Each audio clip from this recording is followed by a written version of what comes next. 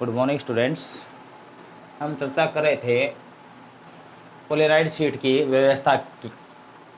अब देखिए, हमने पहले पोलराइड शीट की समांतर व्यवस्था देखी थी। पुनः बता देता हूँ, समांतर व्यवस्था में क्या देखा था कि दो पोलराइड शीट है, इनके एक्स, जैसे ये जो लाइन इस प्रकार ऊर्ध्वाधर में खींच रहा हूँ, ये एक्स कहलाती है इनकी।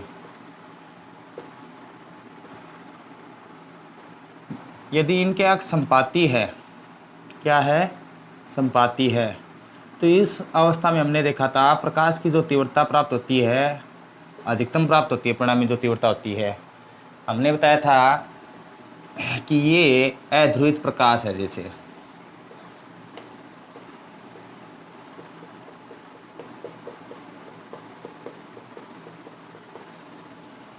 कौन सी देख रहे हैं, पोलराइड शीट की समांतर व्यवस्था।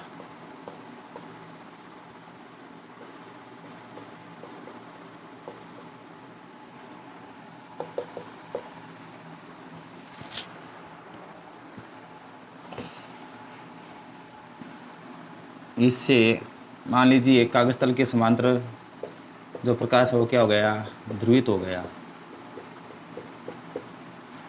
अब दूसरी पोलराइड शीट है, उसके अक्ष क्या है, प्रथम पोलराइड शीट के अक्ष के क्या है, संपाती है। तो इससे ये प्रकाश भी क्या हो जाएंगे, ध्रुवित प्रकाश पुनः क्या हो जाएगा, ध्रुवित हो जाएगा। तो इस अवस्था में जो परिणामी तीव्रता प्राप्त हुई है वो अधिकतम प्राप्त होती है। क्या होती है, अधिकतम प्राप्त होती है। तो देखिए, प्रथम पोलराइड शीट P1 थी और ये P2। तो यदि आपको पूछ ली जाए पोलराइड शीट की समांतर व्यवस्था क्या होती है, यदि दो पोलराइड शीटों के अक्ष एक दूसरे क्या हो, संपाती हो, तो वो व्यवस्था क्या कहलाती है, समांतर व्यवस्था कहलाती है। और इसमें यदि ये क्या था, अध्रुवित प्रकाश था। यदि अध्रुवित प्रकाश को प्रथम पोलराइड शीट P1 पर आपतित किया जाता है तो निर्गत जो प्रकाश होता है वो क्या हो जाता है, समतल ध्रुवित हो जाता है। तो ये समतल ध्रुवित प्रकाश आपको प्राप्त होता है। और ये जो ध्रुवित प्रकाश है ये द्वितीय पोलराइड P2 से पुनः क्या हो जाता है, निर्गत हो जाता है, और परिणामी तीव्रता क्या होती है, अधिकतम प्राप्त होती है। ये पुनः क्या हो गया, ध्रुवित हो गया। अब देखते हैं क्रोशित व्यवस्था।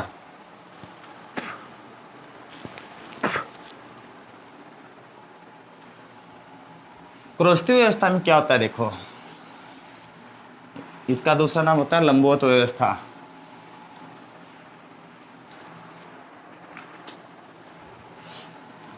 क्रोशित व्यवस्था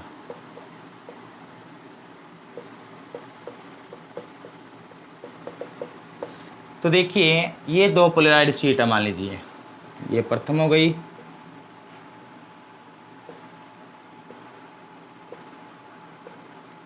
और ये मान लीजिए द्वितीय पोलराइड शीट है। इसके अक्ष इस प्रकार हैं।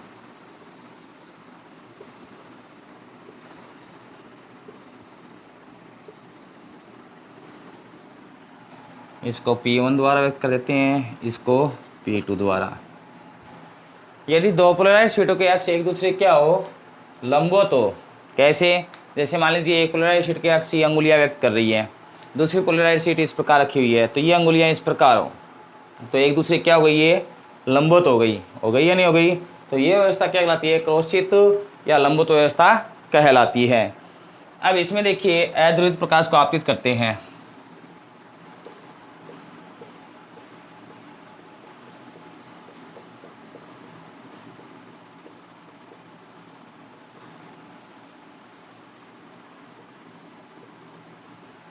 ठीक है, इससे कागज तल के समांतर ध्रुवित प्रकाश प्राप्त हो गया, मान लीजिए।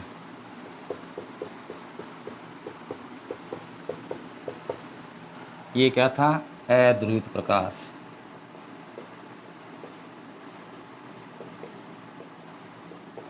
ये समतल ध्रुवित प्रकाश।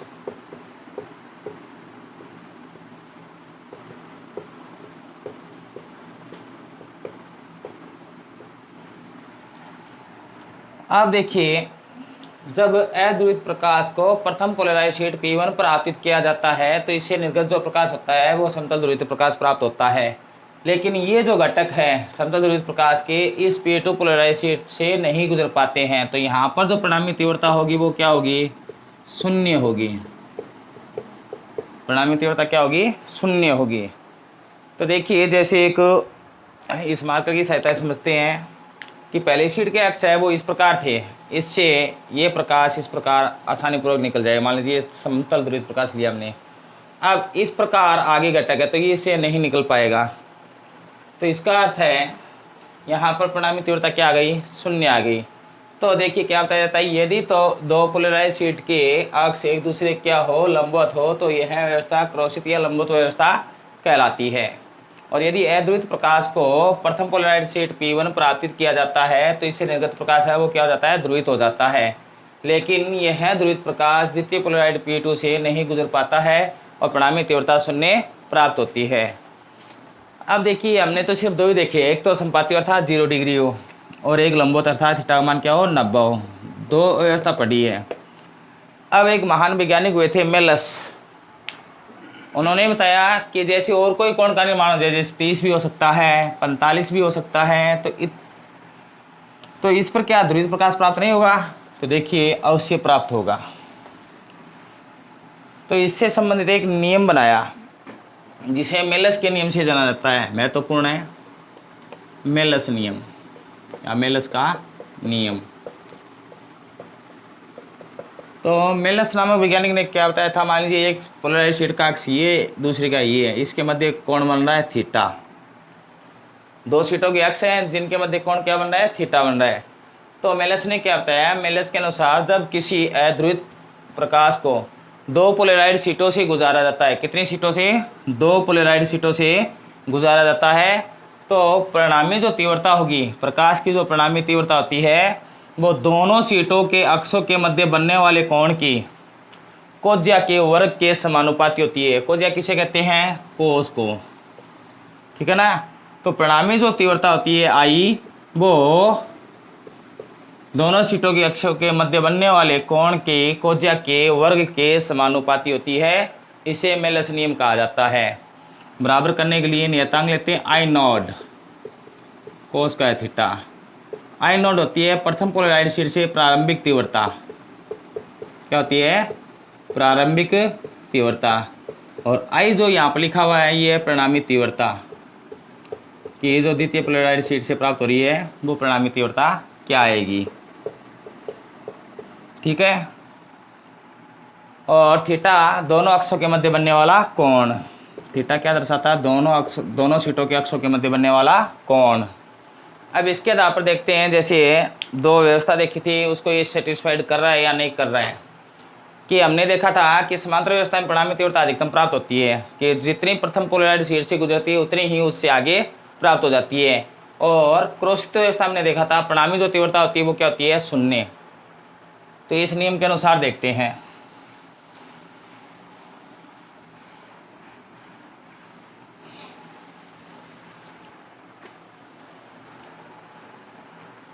जैसे देखिए यदि दो पोलराइज्ड शीट के, क्वेश्चन देख लीजिए एक बार इसको, यदि दो पोलराइज्ड शीट के अक्ष एक दूसरे के संपाती हो, एक दूसरे के संपाती हो,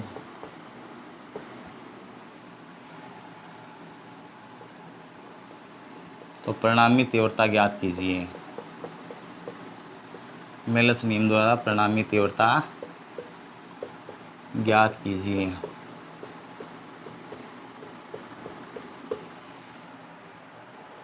यदि दो पोलराइज्ड शीट के अक्ष एक दूसरे से संपाती हो तो प्रकाश की परिणामी तीव्रता क्या आएगी? तो संपाती हो तो थीटा का मान क्या होता है? 0 डिग्री होता है, ठीक है ना। आंसर में क्या लिखेंगे? पहले तो प्रश्नानुसार थीटा का मान क्या बताएंगे? 0 डिग्री, ठीक है। तो मेलस नियम से, मेलस नियम से तो मेलस नियम क्या कहता है, आई बराबर आई नोड कोस स्क्वायर थीटा। चूँकि थीटा का मान आपको क्या दे रखा है 0 डिग्री, इसलिए आई बराबर आई नोड कोस स्क्वायर 0। चूँकि कोस 0 की वैल्यू क्या आती है 1, इसलिए आई बराबर आई नोड एक का और करेंगे 1 और आई बराबर आई नोड। तो परिणामी तीव्रता प्रारंभिक तीव्रता क्या हो गई, तुल्य हो गई, अर्थात ये पहली कंडीशन को सेटिस्फाइड कर रहा है ये नियम। इसी प्रकार यदि दो पोलराइज्ड शीट के अक्ष एक दूसरे क्या हो लंबवत हो, एक दूसरे क्या हो लंबवत हो। इस बार अपना क्वेश्चन क्या बन गया, यदि दो पोलराइज्ड शीट के अक्ष एक दूसरे क्या हो लंबवत हो तो परिणामी तीव्रता ज्ञात कीजिए। तो थीटा का मान कितना हो गया 90 डिग्री हो गया, कितना हो गया 90 डिग्री। तो आंसर में क्या लिखेंगे, प्रश्नानुसार थीटा का मान 90 डिग्री प्राप्त हो रहा है। मेलस नियम से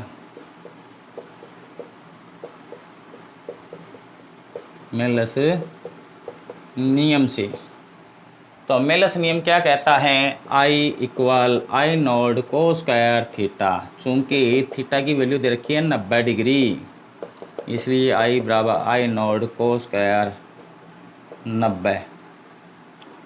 और चूँकि आप लोग जानते हो कोस 90 की वैल्यू क्या होती है 0, इसलिए आई बराबर आई नोड 0 और आई बराबर 0।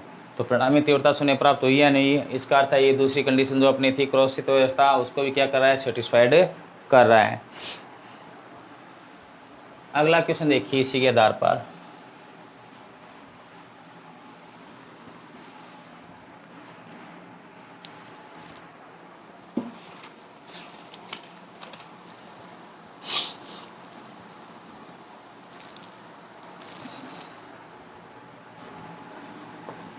इस प्रकार भी क्वेश्चन आ सकता है, यदि दो पोलराइड शीट के अक्ष पोलराइड शीट के अक्ष 30 डिग्री कोण पर झुके हुए हैं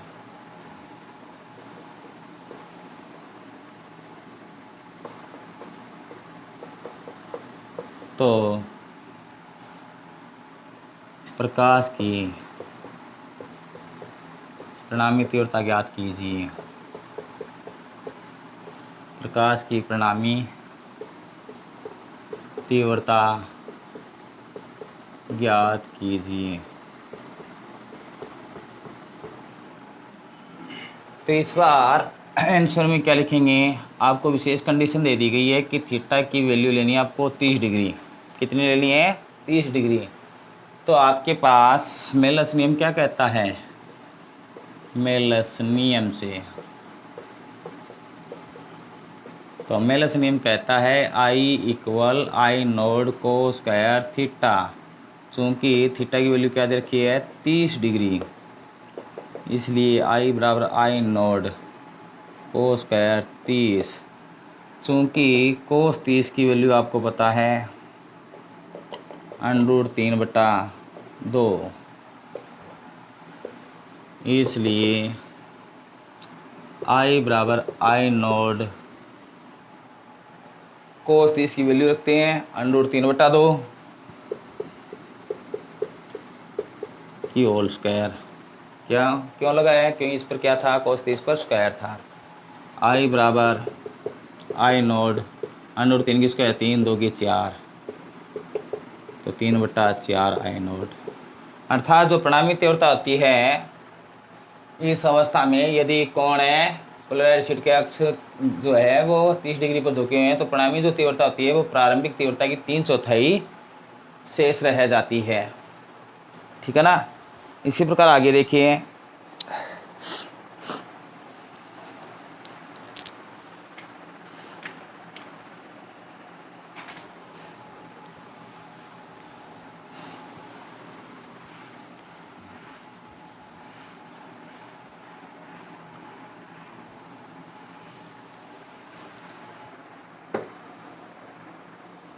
अगला क्वेश्चन, मेलस नियम द्वारा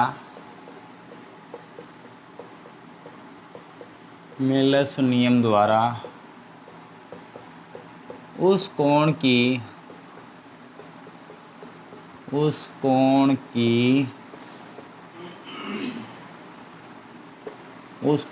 व्याख्या कीजिए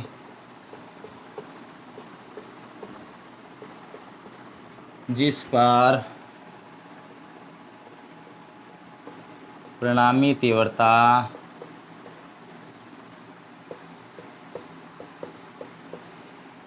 प्रारंभिक तीव्रता की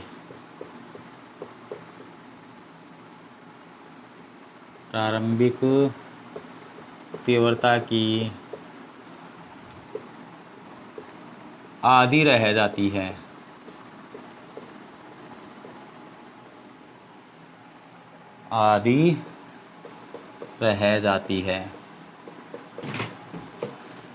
तो देखिए, मेलस नियम द्वारा उस कोण की व्याख्या कीजिए जिस पर परिणामी तीव्रता प्रारंभिक तीव्रता की आधी रह जाती है। तो आपको इसमें इस बार कोण पूछा है। क्या पूछा है? कोण की वैल्यू पूछी है और कंडीशन क्या दे रखी है कि परिणामी जो तीव्रता है और प्रारंभिक तीव्रता मतलब आई नोड की क्या रह जाती है? आधी रह जाती है। ठीक है, तो मेलस नियम क्या होता है वो लिखिए। मेलस नियम से तो आई बराबर आई नोड कोस स्क्वायर थीटा। ठीक है, चूंकि आई की वैल्यू इस बार दे रखी है आपको आई नोड अपॉन 2, इसलिए आई नोड अपॉन 2 इक्वल आई नोड कोस स्क्वायर थीटा। आई नोड से आई नोड कैंसिल। तो देखिए कोस स्क्वायर थीटा इक्वल क्या गया? 1/2। क्या रह गया? 1/2। थीटा कोस थीटा की वैल्यू ज्ञात करते हैं तो क्या लगेगा? √1/2। तो cos theta equal 1/√2। Theta equal cos inverse 1/√2। तो 1/√2 की वैल्यू कितनी डिग्री पर होती है कोस के लिए? 45 डिग्री। तो थीटा की वैल्यू कितनी आ गई? 45 डिग्री आ गई। तो इस प्रकार मेलस नियम से संबंधित कुछ आपको मैंने क्वेश्चन बताए। आशा करता हूँ आपको समझ में आई, ये क्वेश्चन समझ में आए होंगे। ठीक है ना। अब अगला टॉपिक देखते हैं। अगला टॉपिक भी महत्वपूर्ण है जो पूछा जाता है, पोलराइज्ड शीट के उपयोग।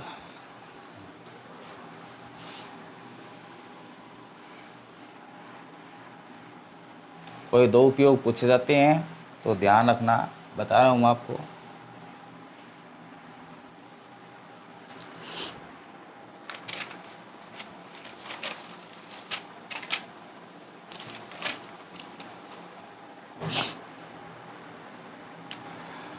क्या टॉपिक अपना? पोलराइज्ड शीट के उपयोग।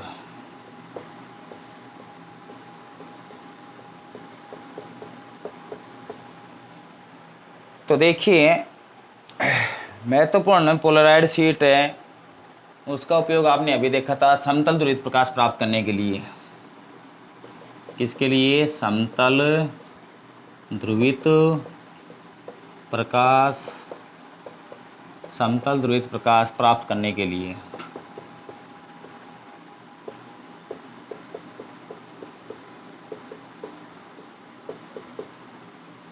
ठीक है, कि पोलराइज्ड शीट की सहायता से समतल ध्रुवित प्रकाश प्राप्त किया जा सकता है। दूसरा उपयोग है जो साधन होते हैं या वाहन होते हैं, तो वाहनों की हेडलाइट या अग्र दीपक भी बोलते हैं इनको, हेडलाइट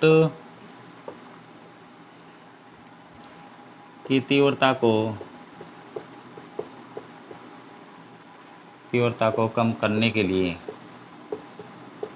वाहनों की हेडलाइट की तीव्रता को कम करने के लिए। तो दूसरा उपयोग क्या बताया है? जो वाहन होते हैं उनसे निकलने उनके हेडलाइट से निकलने वाली तीव्रता क्या होती है, अधिक होती है, जिनसे क्या है दुर्घटना की संभावना रहती है। तो देखिए हेडलाइट जो होती है वो पोलराइड शीट की बनाई जाती है, जिससे निकलने वाले प्रकाश की तीव्रता क्या हो जाती है, कम हो जाती है। तो वाहनों की हेडलाइट की तीव्रता को कम करने के लिए पोलराइड शीट का उपयोग किया जाता है। इसी प्रकार तीसरा देखिए त्रिविमीय ज्यामिति को देखने के लिए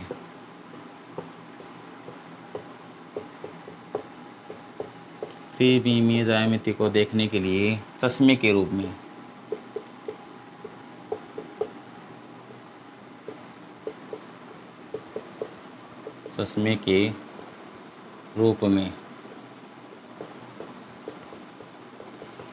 तो देखिए त्रिविमीय अर्थात 3D फिल्में आप जो देखते हो, ठीक है ना, या गेम देखते हो 3D, तो उनको नग्न आँखों से हम नहीं देख पाते हैं।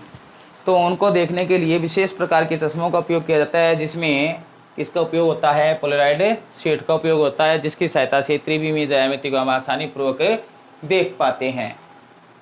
इसी प्रकार लास्ट देखिए चौथा, धातुओं के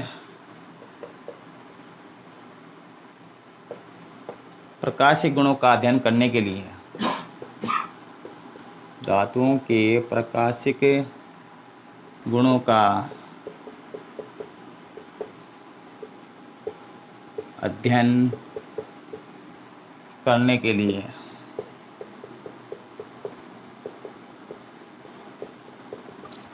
कि धातु हैं उनमें प्रकाश से संबंधित गुणों का जो अध्ययन किया जाता है वो किसकी सहायता से किया जाता है, पोलराइड शीट की सहायता से किया जाता है।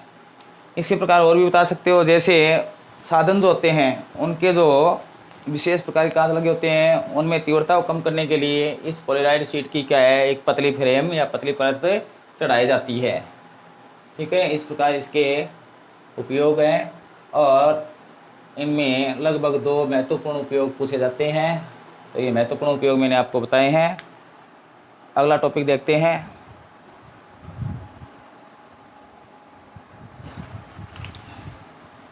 विवर्तन।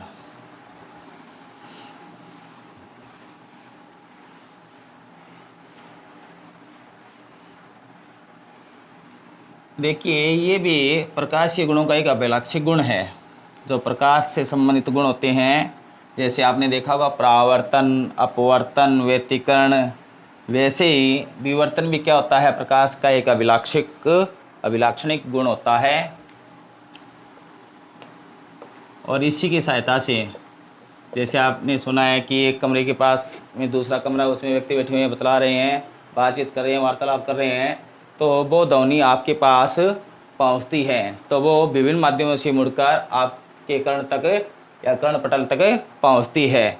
तो देखिए यही गुण क्या कहलाता है, विवर्तन कहलाता है। सामान्य रूप से आप देखते हो कि किसी कमरे का गेट है, जैसे मान लीजिए थोड़ा खुला हुआ है, ठीक है, तो उससे प्रकाश है, जैसे मान लीजिए यहाँ से एक बार छोटा सा उदाहरण दे रहा हूँ, ये कोई दीवार है, उसमें ये सूक्ष्म छिद्र हो गया, तो यहाँ पर कोई प्रकाश स्रोत है, मान लीजिए सूर्य का प्रकाश यहाँ से आ रहा है इसमें, तो हमारे अनुसार ये प्रकाश सिर्फ यहाँ तक ही फैलना चाहिए, मतलब इस द्वारक साइज, मतलब इस छिद्र की जितनी चौड़ाई है उसके अनुसार ही फैलना चाहिए, लेकिन ऐसा नहीं होता है।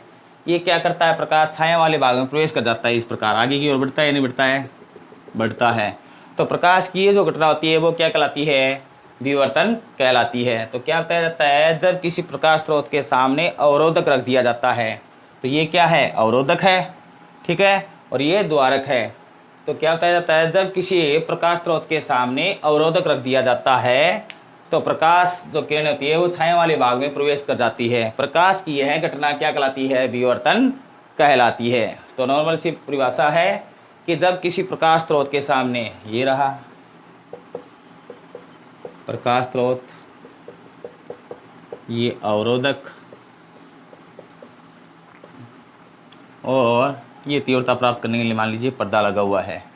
तो क्या बताया जाता है, जब किसी प्रकाश स्रोत के सामने कोई अवरोधक रख दिया जाता है और प्रकाश किरणें छाया वाले भाग में प्रवेश कर जाती है, तो प्रकाश की यह घटना प्रकाश का विवर्तन कहलाती है। और विवर्तन की घटना अभी जैसे मैंने बताई है ध्वनि में भी होती है। ध्वनि का भी ये क्या होता है, अभिलाक्षणिक गुण होता है।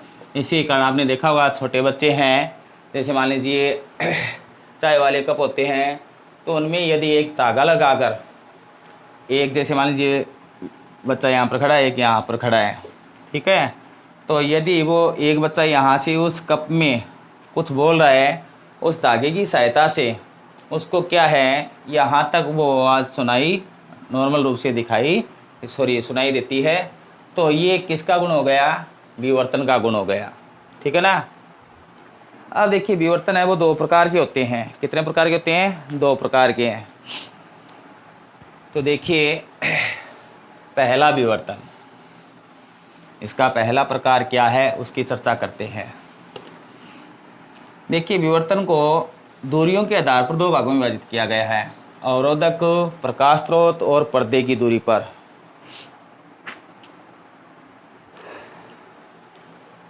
तो पहला है फ्रेनेल विवर्तन।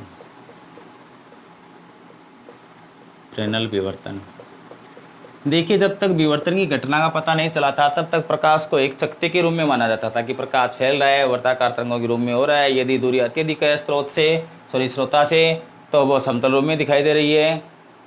लेकिन जब विवर्तन की घटना का ज्ञान हुआ उसके बाद में पता चला कि प्रकाश किस प्रकार तरंग के रूप में या कणीय रूप में संचरित होता है। तो सबसे पहले फ्रेनेल विवर्तन के बारे में चर्चा करते हैं। तो क्या बताया जाता है, मान लीजिए ये प्रकाश स्रोत है, क्या ये प्रकाश स्रोत, इसके सामने एक अवरोधक रखा, क्या रखा, अवरोधक, जिसमें ये द्वारक किया हमने, ठीक है, इसको बोला जाता है द्वारक। और ये है संपूर्ण रूप से अवरोधक जो प्रकाश को रोकता है, ठीक है। और तीव्रता अध्ययन करने के लिए क्या होता है, इसमें पर्दा होता है, क्या होता है, पर्दा। तो देखिए ये प्रकाश स्रोत, इससे समय विवर्तन में क्या बताया जाता है कि ऐसा विवर्तन जिसमें प्रकाश स्रोत व पर्दा, कौन कौन, प्रकाश स्रोत व पर्दा अवरोधक से सीमित दूरी पर स्थित हो, कि प्रकाश स्रोत और पर्दा दोनों ही अवरोधक से सीमित दूरी पर स्थित हो, तो उत्पन्न होने वाला जो विवर्तन होता है वो क्या कहलाता है, फ्रेनेल विवर्तन कहलाता है। कि यदि विवर्तन में प्रकाश स्रोत व पर्दा अवरोधक से क्या हो, सीमित दूरी पर स्थित हो, तो उत्पन्न होने वाला जो विवर्तन होता है वो फ्रेनेल विवर्तन कहलाता है। और इसमें उत्पन्न तरंगों की जो आकृति होती है वो कैसी होती है, गोलीय होती है। कैसी होती है, गोलीय होती है। तो इस प्रकार का विवर्तन क्या कहलाता है, फ्रेनेल विवर्तन कहलाता है। और इसको सामान्य रूप से हम देख पाते हैं, ठीक है, नग्न आँखों से देख पाते हैं इस घटना को। इसी प्रकार अगला जो विवर्तन है वो है फ्रॉनहोफर विवर्तन।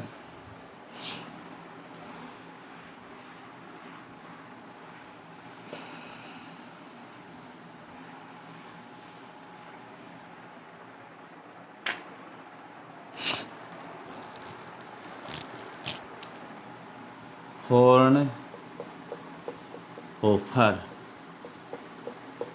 विवर्तन,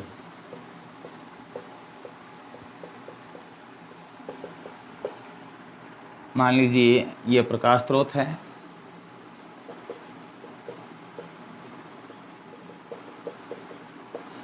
ये मान लीजिए अवरोधक है, क्या है, अवरोधक। और प्रकाश की तीव्रता का अध्ययन करने के लिए इसके सामने क्या रखा गया है, पर्दा रखा गया है। अब इसमें क्या होता है कि इसकी यदि परिभाषा नॉर्मल रूप से देखें, जब प्रकाश स्रोत व पर्दा अवरोधक से अनंत दूरी पर हो, जब प्रकाश स्रोत या पर्दा इनमें से कोई एक या दोनों ही अवरोधक से क्या हो, अनंत दूरी पर स्थित हो, तो उत्पन्न होने वाला जो विवर्तन होता है वो फ्रॉनहोफर विवर्तन कहलाता है। इसमें उत्पन्न तरंगों की जो आकृति होती है वो कैसी होती है, समतल होती है। तो देखिए किस प्रकार इससे संबंधित चित्र बनाते हैं।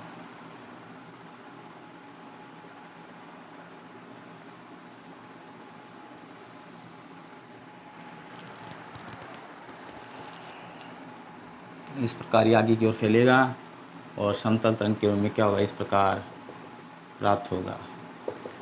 क्योंकि आपको पता है अनंत दूरी यदि होती है तो तरंगों की आकृति कैसी हो जाती है, समतल हो जाती है। और इनकी तीव्रता अध्ययन करने के लिए एक लेंस और लगा जाता है यहाँ पर, और